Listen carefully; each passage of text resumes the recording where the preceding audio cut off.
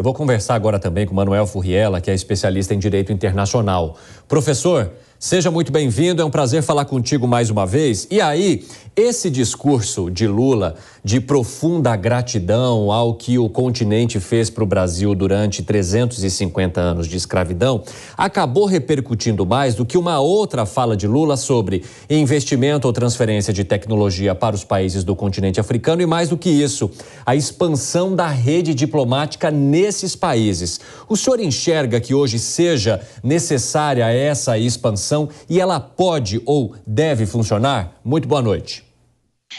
Boa noite. Realmente, os interesses brasileiros na África não são de hoje, né? Inclusive, as relações entre o Brasil e a África foram se aprimorando. Também aí parece, né, sempre se dá uma impressão de que há um ineditismo, de que só a partir desse governo, né? Lembrando aqui que já nos anos 70 do século passado, no governo Geisel, o Brasil foi o primeiro a reconhecer a independência de Angola, país estratégico, não só para o Brasil, como um dos maiores e mais importantes países africanos. Então, não é de hoje que vem, né, essa aproximação Brasil-África. Então, acho que a apropriação desse tipo de assunto, como sendo só do atual governo, também não é algo que eu julgo adequado. Os interesses do Brasil são importantes, o Brasil tem que realmente diversificar as suas relações internacionais, as suas exportações. A África, por exemplo, é uma grande importadora de produtos agrícolas ucranianos e que o Brasil pode tomar esse espaço, por exemplo, principalmente agora com a guerra. Mas pegando diretamente no seu ponto, até que ponto a gente precisa expandir uma presença de embaixadas para dizer que a gente está investindo mais num relacionamento? Então, com certeza, não faz sentido. O Brasil é um dos países que mais tem embaixadas mundo afora, tem inclusive na Coreia do Norte.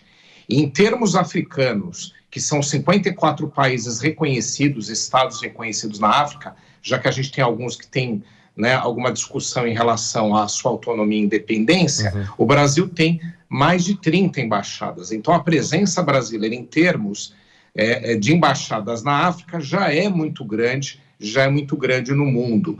E elas demandam investimentos, elas são dispendiosas e não necessariamente é mediante ou é utilizando as embaixadas que a gente aprimora, que a gente faz com que haja mais relacionamentos. Então, eu acho que não é o momento que o Brasil precisa investir ainda mais em embaixadas para buscar relações no exterior. O Brasil passa por um momento ainda de crise fiscal. O Brasil tem uma representação já muito grande naquele continente em termos diplomáticos, então não acredito que seja esse o caminho para que a gente tenha ou aproveite mais oportunidades naquele continente. E sim, efetivamente, com tratados, acordos pragmáticos. É esse o caminho, o resto é simplesmente a gente investir mais recursos, sendo que agora não é o momento. Professor, sabe que eu conduzi um debate hoje e houve críticas no momento ao presidente Jair Bolsonaro pelo fato dele ter liderado alguma espécie de desmonte, né, de embaixadas ou de relações dessa forma mais estruturada que o senhor acabou de mencionar em países da África. Ou seja, a medida que foi tomada pelo governo anterior, então, não significou nenhum tipo de quebra de relação, mas sim apenas uma desestruturação física do Brasil nesses países? Eu concordo com essa sua observação.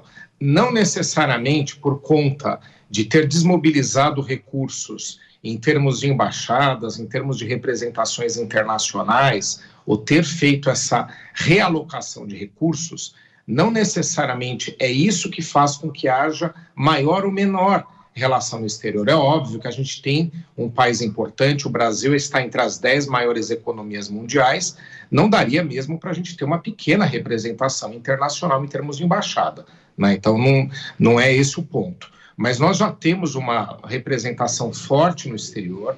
Qualquer reorganização que tenha sido feita anteriormente não mudou a nossa presença no exterior. E também lembrando aqui que, em termos do governo anterior, a gente teve 2 momentos em questão de política externa. Num primeiro momento, nós tivemos o ministro Araújo, que tinha uma visão de que o Brasil deveria ter uma conexão muito mais próxima com os Estados Unidos, até porque Donald Trump governava aquele país e havia uma proximidade ideológica entre os governos. Mas já no segundo momento do governo Bolsonaro, com o ministro França, houve um reescalonamento para um grande pragmatismo internacional e isso funcionou.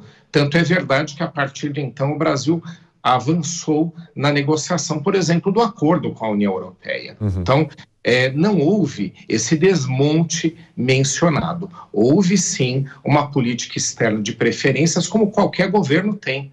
O governo atual tem mostrado, por exemplo, uma predileção por América do Sul, e o governo Bolsonaro teve em dois momentos. Um, de uma predileção clara aos Estados Unidos, e um segundo momento, novamente, com uma grande agenda internacional.